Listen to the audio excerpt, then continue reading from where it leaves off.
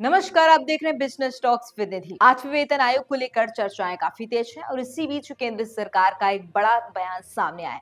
कई दिनों से यह कयास लगाया जा रहा था कि सरकार महंगाई भत्ता यानी डी और डीएनएस रिलीफ यानी डीआर को बेसिक सैलरी में मर्ज कर सकती है, लेकिन अब सरकार ने साफ कर दिया कि ऐसा कोई प्रस्ताव फिलहाल विचाराधीन नहीं है।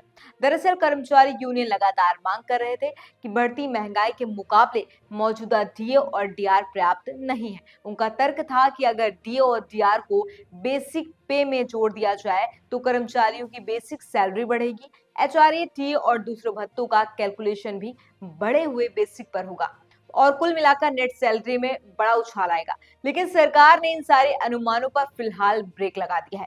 सरकार की ओर से कहा गया कि डीए या डीआर को बेसिक पे में मर्ज करने का फिलहाल कोई प्रस्ताव नहीं है। यानी जो चर्चाएं चल रही थी कि सरकार डी और डीआर बढ़ाने की जगह इन्हें बेसिक में जोड़ देगी, फिलहाल सिर्फ अफवाह ही थी। अब सवाल यह है कि यह मांग इतनी चर्चा में क्यों थी।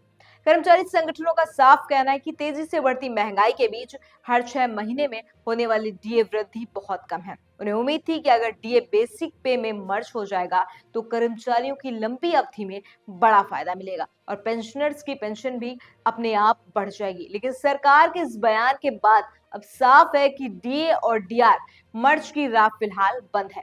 हालांकि सरकार के इस फैसले के बाद कर्मचारियों की नजर अब 8वें वेतन आयोग के संभावित ऐलान और उनकी सिफारिशों पर टिकी है।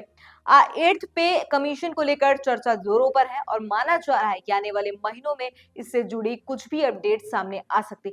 फिलहाल इतना साफ है कि डीए डीआर का मर्ज नहीं होगा, लेकिन एट्थ पे कमीशन की उम्मीदें हैं अभी भी बरकरार हैं। कर्मचारियों और पेंशनर्स दोनों की निगाहें अब नए वेतन आयोग की रिपोर्ट और उसमें होने वाली सैलरी बढ़ोतरी पर है। इस खबर पर आपकी क्या राय है मुझे कमेंट सेक्शन में जरूर बताइएगा। तब तक के लिए देखते रहिए बिजनेस टॉक्स, फिर मिलेंगे अगली नई वीडियो के साथ।